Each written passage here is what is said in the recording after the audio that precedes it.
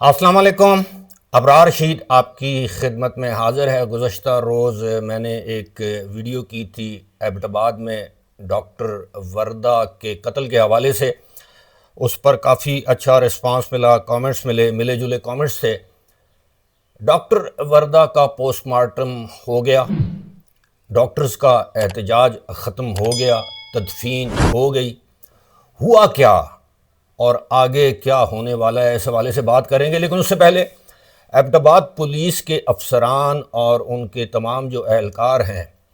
ان کو اگر شاباش نہ دی جائے تو یہ بھی زیادتی ہوگی کہ 24 گھنٹوں کے اندر انہوں نے جو 3 ملزمان تھے، ڈاکٹر وردہ کی دوست ردا جدون سمیت، جو گرین شرٹ میں ہیں یہ ڈاکٹر وردہ ہیں، اور اس جانب جو ملزمہ ہے ردا جدون وہ ہے۔ اب پولیس کی شاباش کیوں بنتی ہے کہ 24 گھنٹوں کے اندر انہوں نے نہ صرف اس کو ردا کو گرفتار کیا بلکہ اس کے 2 ساتھیوں پرویز اور ندیم کو بھی گرفتار کیا۔ اب بتائیں گے کہ ان کا کیا کردار تھا، پرویز اور ندیم کا، اور ایک جو سرغنہ کہا جاتا ہے، ماسٹر مائنڈ کہا جاتا ہے، شمریز نامی، وہ فی الحال مفرور کہہ لیں یا روپوش ہے، لیکن اس کی گرفتاری بھی جلد ہی عمل میں آ جائے گی۔ پولیس کو میں نے شاباش اس لیے دی کہ اکثر ہم پولیس کو تنقید کا نشانہ بناتے ہیں، لیکن ڈی پی او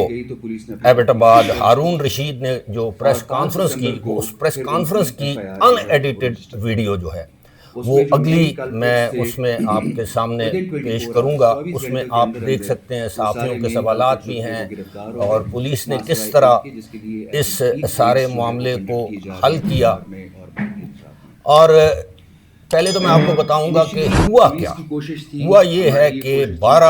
4 دسمبر کو 12 بجے دن میں ردا جو ہے وہ فون کرتی ہے ڈاکٹر وردہ کو کہ آپ آئیں، میرے ساتھ چلیں، میں آپ کا سونا 67 تولے یعنی 67 تولے سونا ہے وہ میں آپ کے حوالے کرتی ہوں۔ وہ ایک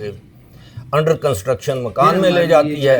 وہاں اس کے 2 ساتھی پرویز اور ندیم موجود ہوتے ہیں، اور پولیس کے مطابق آدھے گھنٹے کے اندر ڈاکٹر وردہ کو قتل کر دیا گیا، اور بظاہر ان کی جو ہلاکت ہوئی ہے وہ گلا دبانے یعنی اسٹرینگولیشن سے ہوئی ہے۔ بات یہیں ختم نہیں ہوتی، اس سے پہلے مبینہ طور پر ڈاکٹر وردہ سے کچھ چیکوں پر دستخط کروائے جاتے ہیں، اور وہ چیک اسی دن یعنی 4 دسمبر کو ہی بینک میں پریزنٹ کیے جاتے ہیں، اور بینک سے وہ چیک باؤنس ہو جاتے ہیں۔ 4 دسمبر کو چیک لکھوائے جاتے ہیں ان کے قتل سے پہلے، اور 4 دسمبر کو ہی بینک میں پیش کیے جاتے ہیں کہ اگر رقم مل جائے تو یہ بھی ہمارے لیے بہتر ہوگا، یعنی یہ ملزمان نے یہ سوچا۔ اب اس میں پولیس کے مطابق جو پرویز ہے وہ فیسیلیٹیٹر تھا، یعنی وہ سہولت کار تھا، اس نے یہ ارینج کیا۔ ندیم وہ شخص ہے جس نے ڈاکٹر وردہ کو مبینہ طور پر ہلاک کیا یا قتل کیا، اور پھر اس کو ندیم کا تعلق بھی اسی علاقے سے ہے جہاں اس کو جا کر اس کی لاش کو دفن کیا گیا۔ اور سب سے پہلے ردا جدون کو گرفتار کیا گیا، اور اس کے بعد جس طرح میں نے آپ کو بتایا کہ اس کے 2 ساتھیوں کو، اس کے ڈرائیور کو حراست میں لیا گیا۔ بات تو ڈرائیور سے ہی کھلی، ڈرائیور نے بتایا کہ جی ان کو جدون پلازے کی کسی گلی میں نہیں اتارا بلکہ میں نے اتارا، وہ گھر میں داخل ہوئیں، اور اس کے بعد جو میری مالکن یعنی ردا ہے وہ اکیلی واپس آئی، اور ان کے ساتھ ڈاکٹر صاحبہ نہیں تھی۔ اب یہ ساری جو صورتحال ہے، اس کے بعد میں نے آپ کو مختصراً بتائی ہے، جو پولیس کے جو چیف ہیں یا ڈی پی او ہیں ایبٹ آباد کے، ان کی پریس کانفرنس والی ویڈیو آپ اس سے آگے والی ویڈیو میں دیکھ سکیں گے۔ وہ میں نے بتایا ہے کہ ان ایڈیٹڈ فارم میں ہوگی، چونکہ وہ 1 گو میں نہیں ہے، لیکن اس کے جو مختلف کلپس ہیں چھوٹے بڑے وہ آپ دیکھ کر اندازہ کر سکتے ہیں کہ پولیس نے کس طرح بریک کیا۔ اب اس میں لین دین کا معاملہ تھا، 67 تولے سونا تھا، پھر اس میں 50 لاکھ جو ہے وہ حاصل کیے گئے گروی رکھ کر سونا، اور پھر ان سے یہ رقم طلب کی گئی، پھر انہوں نے چیک لکھ کر دیے، اور یہ لمبی کہانی ہے۔ اب چیک دباؤ میں لکھوائے گئے یا پہلے لکھوائے گئے یہ تفتیش میں یہ باتیں سامنے آئیں گی۔ دوسری جانب ڈاکٹرز نے جب احتجاج کیا تو جس طرح میں نے کل اپنی ویڈیو میں بتایا، کچھ ڈاکٹر صاحبان نے کہا کہ جی ان کا انکاؤنٹر کیا جائے، ماورائے عدالت ان کو قتل کیا جائے، ان کی دکانیں جو ہیں مسمار کی جائیں، چونکہ یہ جو ردا ہے اس کے خاوند یا شوہر ایبٹ آباد میں کپڑے کا کاروبار کرتا ہے، اور میری معلومات کے مطابق وہ بھی اس وقت پولیس کی حراست میں ہے۔ اب کیوں حراست میں ہو سکتا ہے وہ حفاظتی تحویل میں ہو کہ اس کو کوئی نقصان نہ پہنچایا جائے جانی یا مالی طور پر۔ یہاں پر میں ڈی پی او کے ساتھ ساتھ S S P traffic Qamar حیات خان، جو کہ پہلے بھی ایبٹ آباد میں ایس پی ہیڈ کوارٹر اور ڈی ایس پی اور ایس ایچ او کے عہدوں پر سرو کر چکے ہیں، اس کے علاوہ ایس پی ہیں اشتیاق خان، ان کی تعریف بھی بنتی ہے، قمر حیات خان کی تعریف بھی بنتی ہے، انہوں نے بھی اس کیس کو سلجھانے میں بڑا کردار ادا کیا۔ ساتھ ہی ساتھ ڈی ایس پی ہیں نازیہ، ان کی تعریف بھی بنتی ہے، اور مجھے معلوم ہے، ذاتی طور پر معلوم ہے، کچھ حال ہی میں ریٹائر ہونے والے پولیس افسران ایبٹ آباد میں جنہوں نے سرو کیا ہے ان کی خدمات بھی حاصل کی گئی تھیں، اور درپردہ رہ کر انہوں نے بھی اس کیس کی گتھی سلجھانے اور ملزمان کی گرفتاری اور لاش کی برآمدگی میں نمایاں کردار ادا کیا۔ تو جن لوگوں نے بھی اس کیس میں اپنا کردار ادا کیا، یقیناً ہم سب کی مبارکباد کے مستحق ہیں، کیونکہ عام طور پر ہم پولیس کو تنقید کا نشانہ بناتے ہیں، لیکن جہاں پر کریڈٹ ڈیو ہو ضرور دینا چاہیے۔ اب میں نے مختصراً آپ کو بتا دیا ہے کہ واقعہ تھا کیا۔ وہ 67 تولے سونا تھا جو سبحان روح و بال جان بن گیا، اور بالآخر اسی 67 تولے سونے کے لیے ڈاکٹر وردہ کو اپنی جان سے ہاتھ دھونا پڑا، اور ان کا ایک صاحبزادہ ہے جس کی عمر تقریباً 15 سال ہے، ایک ان کی صاحبزادی ہے جس کی عمر 11-12 برس ہے۔ باوجود چونکہ وہ مائنر ہیں، ان کی تصاویر ہم آپ کو نہیں دکھا سکتے، لیکن چونکہ ایک مقتولہ ہے اور ایک مبینہ طور پر ملزمہ ہے، قاتل ہے، مبینہ قاتل ہے، کیونکہ ابھی تک ان پر کسی عدالت میں یہ جرم ثابت نہیں ہوا، لہٰذا ہم ان کو ملزمہ ہی کہیں گے۔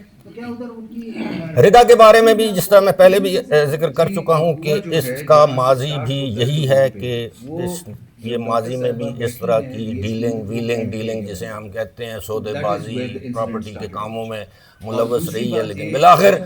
یہ جو معاملہ ہوا ہے اس میں ایک جو شخص شمریز ہے، جب وہ گرفتار ہوگا تو پتہ چلے گا کہ یہ اس کے پیچھے کوئی منظم گروہ ہے۔ کچھ لوگ کہتے ہیں کہ یہ منشیات فروشوں کا گروہ ہے، اس کی تصدیق نہیں ہو چکی، البتہ یہ ایک بات طے ہے کہ یہ کوئی قبضہ گروپ پراپرٹی والے جو لوگ ہیں جو اس طرح کے لوگوں سے پیسے ہتھیاتے ہیں اور پھر ان کو اغوا کر لیتے ہیں، اغوا برائے تاوان، یا پھر قتل کر دیتے ہیں۔ اب ہوگا کیا؟ ڈاکٹرز نے احتجاج کیا، ان کے احتجاج پر دہشت گردی کی دفعات جو ہیں وہ شامل کر دی گئیں ایف آئی آر میں، اور پھر ان کا پوسٹ مارٹم ہو گیا۔ اب پوسٹ مارٹم کی رپورٹ جب آئے گی، 10 رکنی ٹیم نے یہ پوسٹ مارٹم کیا، جب پوسٹ مارٹم کی رپورٹ آئے گی تو ہم آپ کو بتا سکیں گے کہ اس میں موت کی اصل وجہ کیا۔ لیکن ایک بات طے ہے کہ انہیں نہ کوئی گولی ماری گئی، نہ ان کے جسم پر کوئی اس طرح کے تشدد کے نشانات ہیں جسے تشدد کر کے مارا گیا ہو۔ تو ظاہر ہے جب ان کا گلا دبایا گیا ہوگا یا منہ پر ہاتھ یا کپڑا رکھا ہوگا تو انہوں نے مزاحمت کی ہوگی، شاید اس کے نشانات ہوں۔ ہوگا کیا؟ ہماری تاریخ اور ماضی گواہ ہے کہ اس طرح کے ہائی پروفائل کیسز جو میڈیا میں اٹینشن پاتے ہیں، 2 4 5 دن، ایک ہفتہ، اس کے بعد ان کی جو ریٹنگ ہے وہ کم ہو جاتی ہے اور یوں وہ پس پردہ چلے جاتے ہیں۔ بڑے شہروں میں کوئی واقعہ ہو، اس کا فالو اپ ہوتا ہے، میڈیا اس کو فالو کرتا ہے، ججوں پر، انتظامیہ پر، پولیس پر، ملزمان پر، سب پر دباؤ پڑتا ہے، لیکن اس کا نتیجہ ماضی میں ہم نے کیا دیکھا ہے کہ بالآخر کمپرومائز ہو جاتا ہے، قصاص اور دیت کا معاملہ آ جاتا ہے اور راضی نامے پر بات ختم ہو جاتی ہے۔ میرا ذاتی خیال ہے، ممکن ہے میں غلط ہوں، لیکن میرا ذاتی خیال یہ ہے کہ جو ڈاکٹر وردہ کے جو والدین ہیں، جو والد ہیں، وہ بوڑھے ہیں، ان کے ہسبینڈ ملک سے باہر ہوتے ہیں، بچے چھوٹے ہیں، کون ان کے کیس کو فالو کرے گا؟ ہمیں یہ بھی معلوم ہے کہ وکلاء صاحبان بھاری بھرکم فیسیں لیتے ہیں اور پھر بھی یہ یقین نہیں ہوتا کہ ملزمان کو واقعی سزا ملے گی، تو یہ ایک لمبا پروسیس ہے۔ تو میرا تجزیہ یہ کہتا ہے ماضی کے تجربات کو سامنے رکھ کر کہ اس کیس میں بھی مہینے بعد 2 4 6 مہینے بعد کچھ لوگ اس میں درمیان میں پڑیں گے، اور بالآخر جو ہوتا ہے نا وہ قصاص اور دیت کا معاملہ کہ جی ورثاء نے جو ہے وہ معاف کر دیا یا ورثاء نے پیسے لے لیے اور کمپرومائز ہو گیا، اور مجھے لگتا ہے کہ اس کیس میں بھی کمپرومائز ہی ہوگا۔ اگر ایسا ہوا تو یہ بھی ایک بدقسمتی ہوگی، ہمارے قانون اور انصاف کے نظام ہی ایسا ہے کہ اس میں لوگوں کو تھک ہار کے بالآخر کمپرومائز کرنا پڑتا ہے، یا جو لوگ سکت رکھتے ہوں، طاقت رکھتے ہوں، وہ پھر قتل کا بدلہ قتل والا معاملہ ہوتا ہے، وہ بھی قانون کو ہاتھ لینے والی بات ہے۔ لیکن دیکھنا یہ ہے کہ اس گروہ پر کوئی مزید الزامات بھی ہیں، یا یہ گروہ دوران تفتیش کسی اور اس طرح کی واردات یا مزید وارداتوں کا اعتراف کرتا ہے، کیا انہیں ان وارداتوں میں بھی قانون کے شکنجے یا انصاف کے کٹہرے میں لایا جائے گا یا نہیں، یہ وقت بتائے گا۔ فی الحال اسی کے ساتھ مجھے دیجیے اجازت، خدا حافظ۔